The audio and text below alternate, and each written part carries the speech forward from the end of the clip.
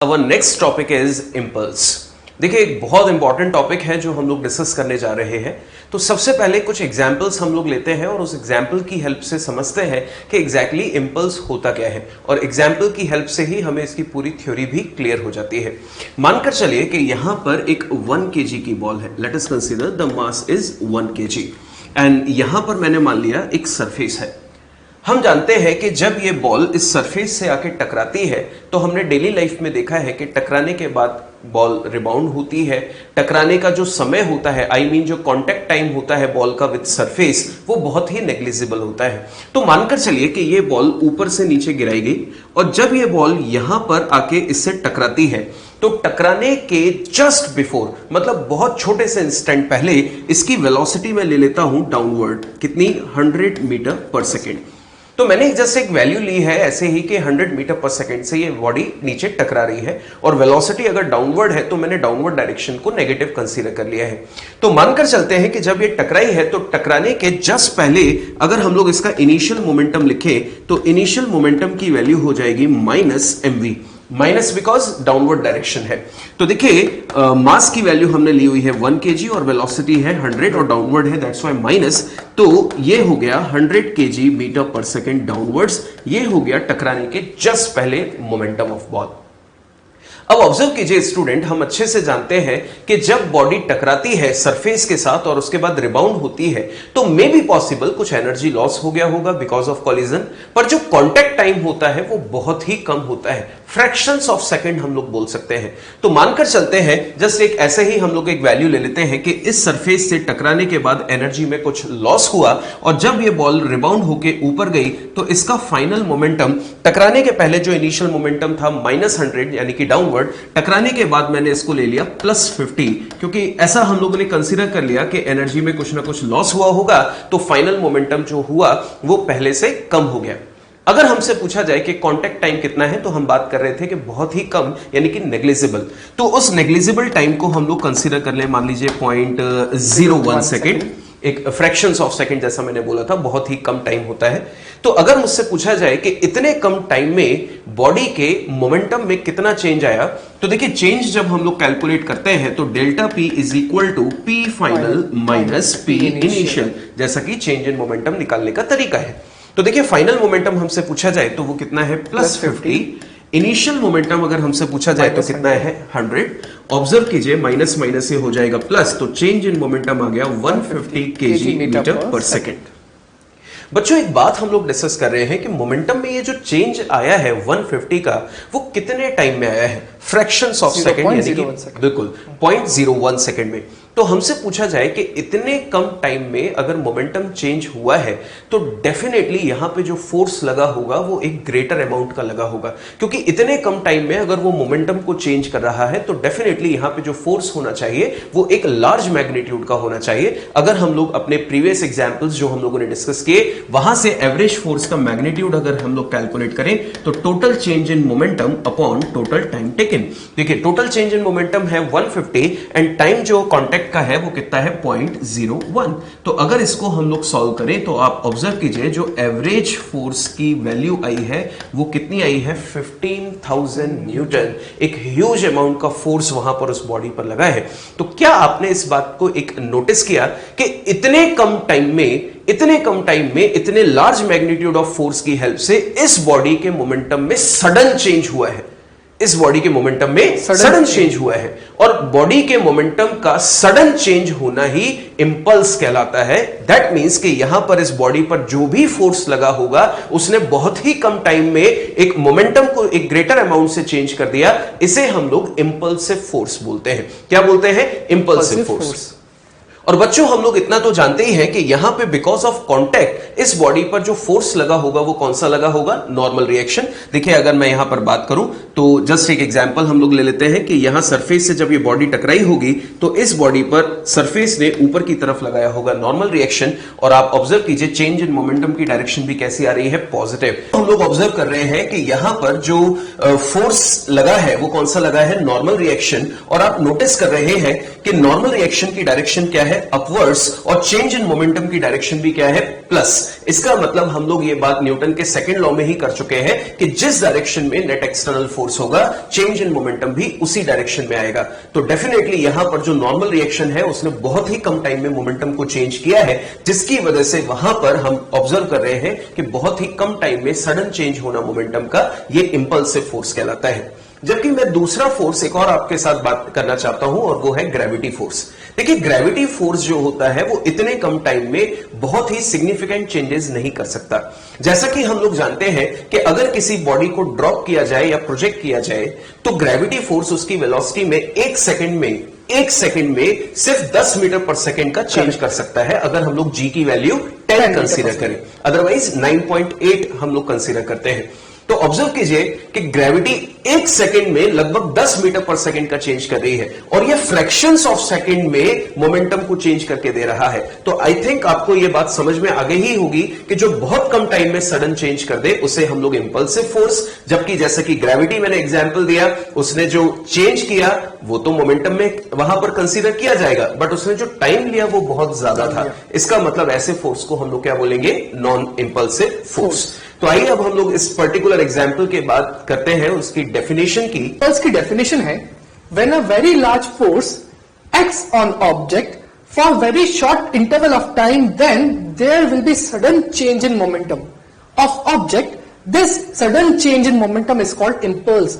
अब एक एक करके मैं हर वर्ड को समझा रहा हूं, बहुत ध्यान देना कि वेरी लार्ज फोर्स, जैसा सर ने आपको बताया था इंपल्सिव फोर्स, तो जब बॉल आके टकरा के ऊपर गई थी, जो सर ने इतना अच्छा एग्जांपल दिया था, तो उसके अंदर क्या देखा था? जो फोर्स जनरेट हुआ था इतना लार्ज अमाउंट का था, 15,000 न्यूटन, वही क्या है? Very large force. और जो चेंज हुआ था मोमेंटम वो कैसा था? सडन चेंज, क्योंकि जो टाइम इंटरवल था वो बहुत छोटा था, तो उसके कारण जो चेंज आया उसको क्या कहा अपन ने? Sudden change.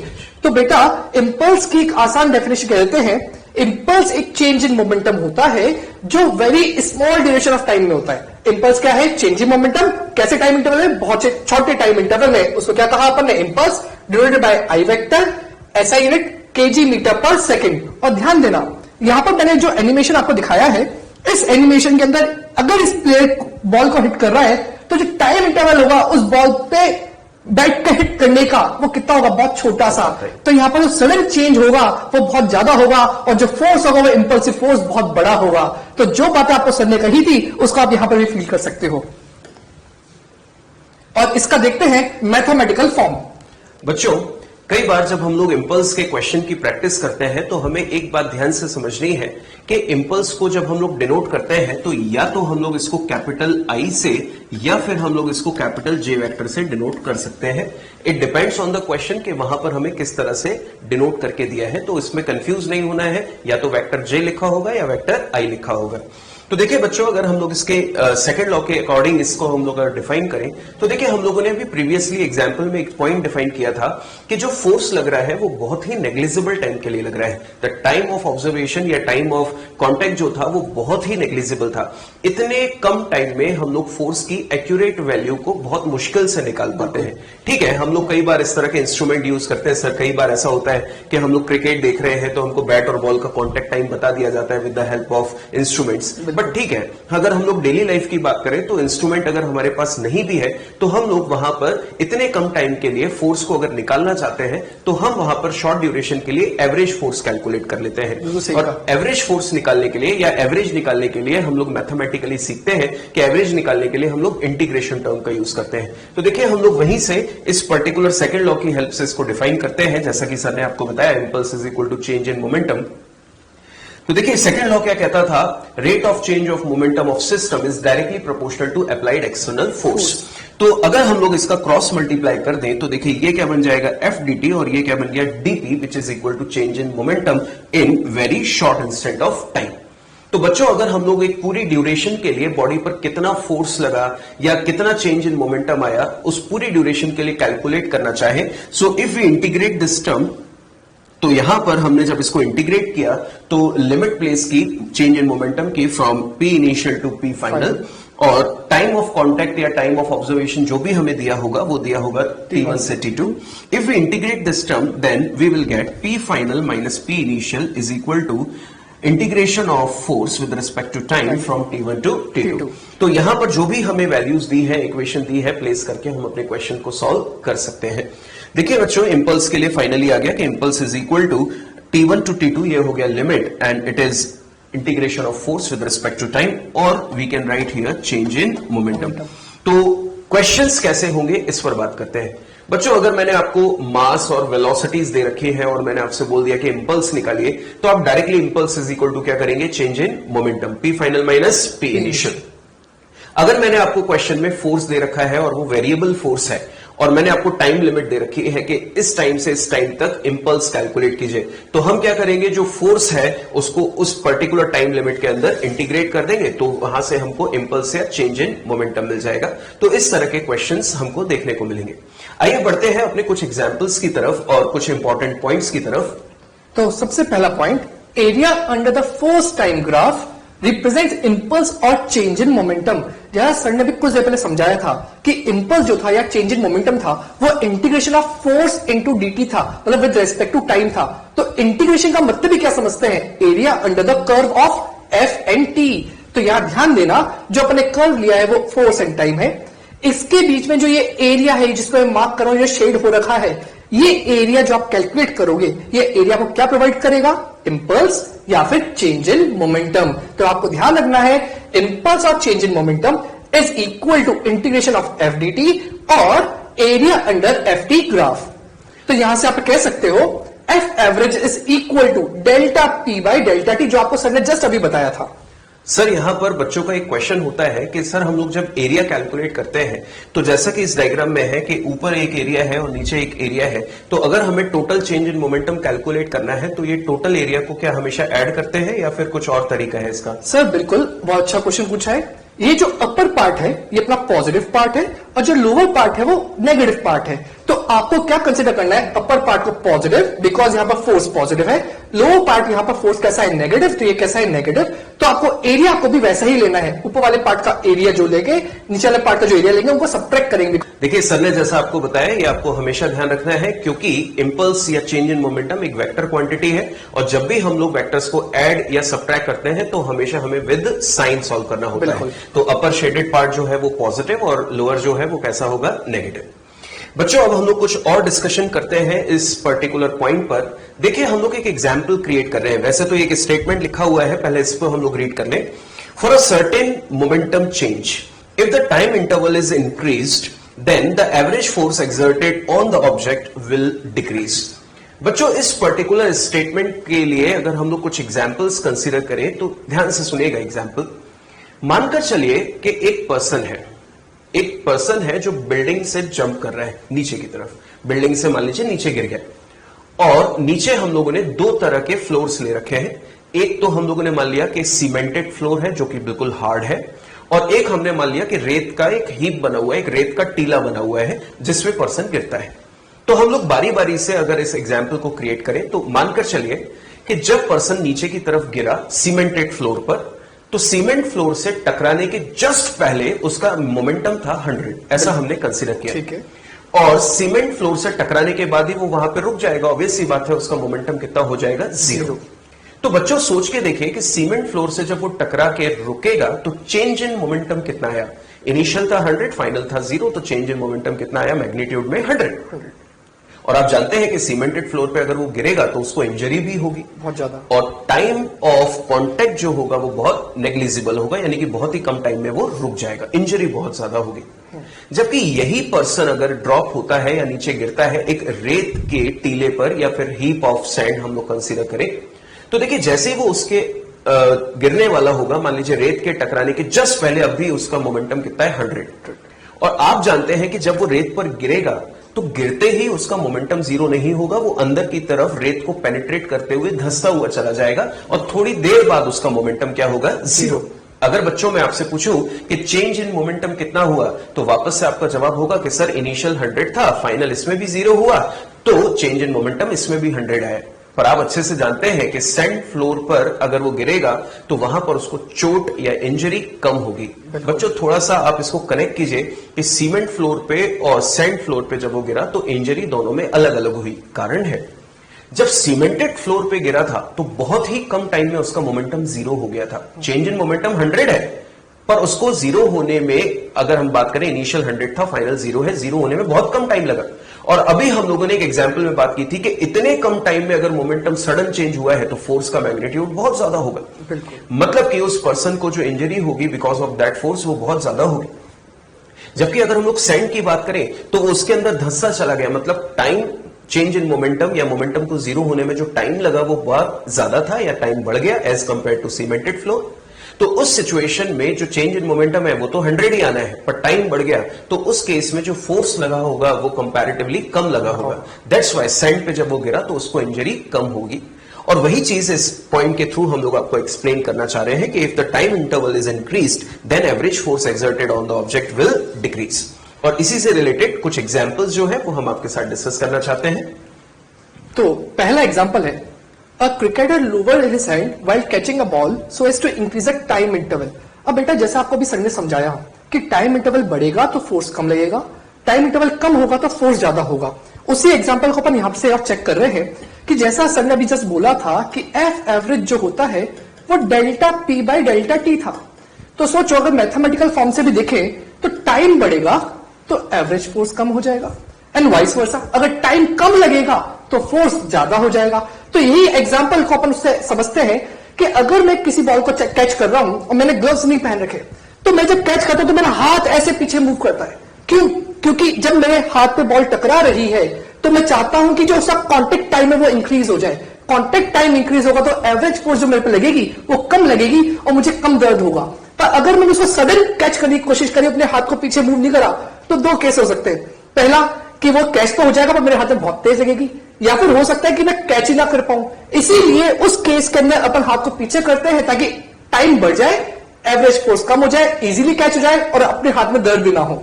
तो इसलिए यहां पर लिखा हुआ है, a cricketer lowered his hand while catching a ball so as to increase the time interval of momentum change, consequently the average reaction force on his hand decrease so he can save himself from getting hurt. Similarly बच्चों, जैसा कि sir ने अभी आपको एक example दिया, एक second example हम लोग डिस्कस कर रहे हैं। ये बहुत कॉमन एग्जाम्पल है। देखिए आपको वहां पर एनिमेशन में दिख ही रहा होगा कि हमने एक शॉकर को वहां पर बनाया है। देखिए क्या लिखा हुआ है, shockers are provided in vehicle to avoid jerks. तो ऑब्जर्व कीजिए कि जब भी हमारा कोई व्हीकल है वो किसी गड्ढे में जाता है तो हमें एकदम से वहां पर जो जर्क होता है वो बहुत कम महसूस होता है। कारण क्योंकि गाड़ियों में शॉकर्स का यूज किया जाता है। अब देखिए शॉकर्स की वर्किंग जो होती है वो किस तरह की होती है आपके सामने, कि यहां पर जो एक स्प्रिंग लगी हुई है, मान लीजिए जैसे ही हमारी गाड़ी किसी गड्ढे में कूदी तो जो जर्क होगा वो उसको पहले गुजरना पड़ेगा किससे, शॉकर से। तो हम तक आने का जो टाइम होगा वो बढ़ जाएगा। और जैसा कि सर ने आपको मैथमेटिकली भी एक्सप्लेन किया कि टाइम बढ़ गया तो उस जर्क का जो फोर्स होगा, जो इफेक्ट होगा वो हम पर कम लगेगा। तो नेक्स्ट देखते हैं, जो आपको सर ने जस्ट अभी बताया कि अगर पर्सन जंप करता है हार्ड सीमेंटेड फ्लोर पर तो उसको ज्यादा लगती है, अगर वो किसी सैंड पे जंप करता है तो उसको कम लगती है, बिकॉज ऑफ कॉन्टेक्ट टाइम है दोनों में अलग अलग है। सीमेंटेड फ्लोर में बहुत छोटा सा टाइम ऑफ कॉन्टेक्ट है और जब वो हीप पे टकराता है तो कॉन्टेक्ट टाइम इंक्रीज हो जाता है, जिसके कारण उस पर फोर्स कम लगती है और उसकी इंजरी कम होती है। उसी चीज को अपन फटाफट से एक एग्जांपल से देख लेते हैं कि अगर ये सैंड है, बॉल आ रही है, अगर बॉल पेनिट्रेट कर जाती है तो यहां पर देखो जब तक वो अंदर पेनिट्रेट होगी कॉन्टेक्ट टाइम इंक्रीज हो गया, तो यहां पर जो एवरेज फोर्स आएगी कैसी आएगी, कम आएगी। यहां पर अगर वो पेनिट्रेट नहीं करती, बहुत हल्का सा करती है और उसके बाद हो सकता है रिबाउंड कर जाए, पर क्या यहां पर कॉन्टेक्ट टाइम बहुत कम है, तो इसके रेस्पेक्ट में यहां पर फोर्स कैसी है, ज्यादा। और यहां पर वो बिना पेनिट्रेट करे बस जस्ट टच करके ऊपर चली गई, इसका मतलब यहां पर कॉन्टेक्ट टाइम तो इससे भी कम है, इसका मतलब इस केस के अंदर फोर्स और भी ज्यादा है। तो तीनों केस में बॉल सेम है, आने की स्पीड सेम है, पर तीनों केस में कॉन्टेक्ट टाइम अलग अलग है, इसलिए जो एवरेज फोर्स लग रही है वो भी कैसी लग रही है, अलग अलग।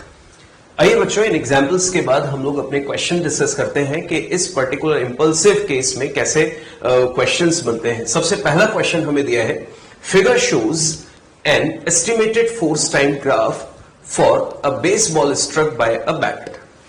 From this curve determine number 1 impulse delivered to the ball and number 2 average force exerted on the ball. Graph हमको यहां पर साइड में शो किया गया है और देखिए ये जो ग्राफ है वो किस किस के बीच में है, फोर्स और टाइम के बीच में। और जैसा कि सर ने आपको बताया था कि फोर्स और टाइम ग्राफ का अगर एरिया कैलकुलेट किया जाए तो उस एरिया से हमें इंपल्स या चेंज इन मोमेंटम मिलता है। तो देखिए बच्चों, सबसे पहली चीज हमें क्या दी गई है, impulse delivered to the ball in this particular time interval from 1 to 2.5 second.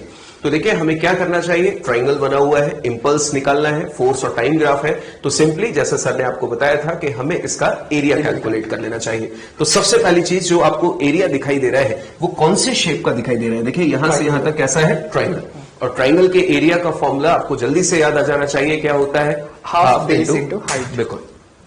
तो देखिए सबसे पहले अगर हम लोग फर्स्ट ए पार्ट सॉल्व करें तो हमसे इंपल्स पूछा गया है और इंपल्स इज इक्वल टू क्या हो जाएगा, चेंज इन मोमेंटम। तो देखिए चेंज इन मोमेंटम को हम लोग यहां पर कैसे कैलकुलेट कर सकते हैं, with the help of area of the curve from 1 to 2.5। तो देखिए एरिया का फॉर्मूला होगा half into base into height. बच्चों देखिए बेस की वैल्यू जो हमको दी गई है वो 1 से लेके 2.5, ये कितना गैप होता है, 1.5 सेकंड का। तो ये हो जाएगा 1.5 बेस की वैल्यू, जबकि यहां से यहां तक ये जो हाइट की वैल्यू है वो कितनी दी गई है हमको, 18,000। अगर इसको हम लोग सिंप्लीफाई करें तो देखिए ये कितना हो जाएगा, 2 से कैंसिल होने के बाद 9,000 मल्टीप्लाइड बाय 1.5। तो देखिए यहां पर अगर हम लोग देखें तो ये कितना हो जाएगा, 10 to the power 3 multiplied by ये कितना होगा, 1.5 इंटू 9, 13.5। और हमसे पूछा गया है इंपल्स यानी कि चेंज इन मोमेंटम, तो यूनिट होगी kilogram metre per second. This is the value of impulse delivered to the ball.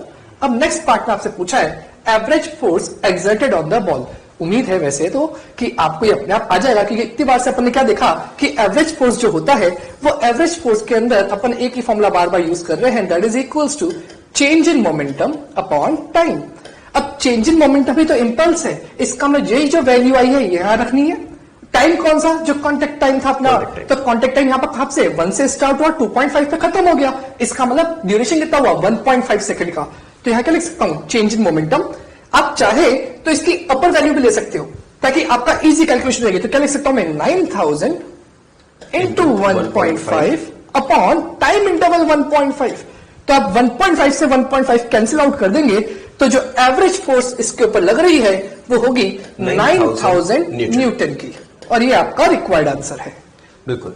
Next question बच्चों हमारे पास जो इंपल्स का है उस क्वेश्चन में हमको दिया गया है a force F is equal to 6T + 2 newton. बच्चों सबसे पहली चीज यहां पर आपको जो नजर आनी चाहिए, जो फोर्स है वो कैसा है, टाइम डिपेंडेंट है, यानी कि वेरिएबल फोर्स है। और आपको याद है हम लोग पहले ही बात कर चुके हैं जब हमने क्वेश्चन कैसे सॉल्व करना है इस पर बात की थी कि अगर वेरिएबल फोर्स है किसी पर्टिकुलर टाइम इंटरवल के लिए तो हमें फोर्स को with respect to time with proper limits integrate कर देना चाहिए, तो हमें रिक्वायर्ड आंसर्स मिल जाएंगे। Start acting on a particle of mass 2 kg which is initially at rest। बच्चों इनिशियली रेस्ट है तो इनिशियली वेलोसिटी कितनी होगी, 0। और इनिशियल वेलोसिटी 0 है तो इनिशियल मोमेंटम भी क्या होगा, 0। Then find impulse imparted to particle from 0 to 4 second. देखिए हमें 0 से 4 सेकंड तक का इंटरवल दिया है जिसमें हमें इंपल्स या चेंज इन मोमेंटम कैलकुलेट करना है। और सेकंड पार्ट में हमसे पूछा गया है velocity of particle at t = 4 second. तो देखिए बच्चों अगर सबसे पहले हम लोग ए पार्ट को सॉल्व करें तो जैसा कि हम लोग जानते हैं कि इंपल्स हमें कैलकुलेट करना है और we can say change in momentum, और इसकी वैल्यू होगी integration of force with respect to time. और बच्चों लिमिट अगर हम लोग देखें तो कितनी होगी, 0 to 4। तो आइए बच्चों अगर हम लोग फोर्स की वैल्यू रख के इसको इंटीग्रेट करें तो फोर्स की इक्वेशन हमें दी है 6T + 2 and with respect to time इसको हमें इंटीग्रेट करना है विद लिमिट 0 to 4। बच्चों अगर हम लोग इसको इंटीग्रेट करें तो 6 एक कांस्टेंट है और t का इंटीग्रेशन t के रिस्पेक्ट में क्या होगा, t²/2। तो 6t²/2 and the limits are from 0 to 4 and similarly 2 का t के रिस्पेक्ट में क्या होगा, 2t एंड अगेन लिमिट्स क्या होगी, 0 to 4। इसको अगर हम लोग सिंप्लीफाई करें तो बच्चे देखिए ये कितना होगा, 3। यहां पे t² है तो अगर t की जगह हम लोग अपर लिमिट रख दें विच इज इक्वल टू 4 तो 4² कितना हो जाएगा, 16। और t की जगह अगर हम लोग लोअर लिमिट रख दें 0 तो ये ओवरऑल टर्म कितना हो जाएगा, 0। बिल्कुल। और यहां पर भी हम लोग कुछ ऐसा ही करें तो देखिए t की जगह अपर लिमिट रखे 4 और लोअर लिमिट है 0। तो 8 और 48 यहां पर अगर ये वैल्यू निकालें तो कितना हो जाएगा 56 किलोग्राम मीटर पर सेकेंड। और बच्चों इस यूनिट को हम लोग न्यूटन सेकेंड भी लिख सकते हैं। इट डिपेंड्स कि हमें क्वेश्चन में क्या लिख कर दिया है। ये वैल्यू आ गई हमारे पास इंपल्स की या चेंज इन मोमेंटम की। अब नेक्स्ट पार्ट में आपसे पूछा गया है velocity of particle at t equal to 4 second. ध्यान रखना, जैसे सर ने आपको बोला था इनिशियली कैसा है, रेस्ट पर, तो उस टर्म पर, उस कंडीशन पर आप कह सकते हो इनिशियल मोमेंटम क्या था, zero, because initial velocity zero थी। अब क्योंकि मुझसे पूछा गया है कि velocity of particle at t equal to 4 second, तो क्यों लंबा जाए, छोटा सा इस आंसर को यूज करते हैं। क्या इंपल्स की वैल्यू सर ने फाइंड आउट करी, that is 56 kg metre per second. Impulse is equal to change in momentum, that is equals to 56. Change in momentum is mass v final minus v initial equal to 56. अब एक बात एक और चीज ध्यान रखना, क्या यहाँ पे जो लिमिट सर ने यूज करी थी 4 सेकंड तक यूज करी थी, और यहाँ पर भी टाइम क्या दे रखा है 4 सेकंड। तो अगेन आपको इंटीग्रेशन करने की जरूरत नहीं है, टाइम कैसा है, सेम है। तो m की वैल्यू यहाँ पर कितनी होगी, 2 kg। v फाइनल आपसे पूछा गया है, इनिशियली वो रेस्ट पे था, इक्वल्स टू 56। तो यहां से v फाइनल की वैल्यू आ गई 56 upon 2 which is equals to 28 metre per second. ये आपका रिक्वायर्ड आंसर है।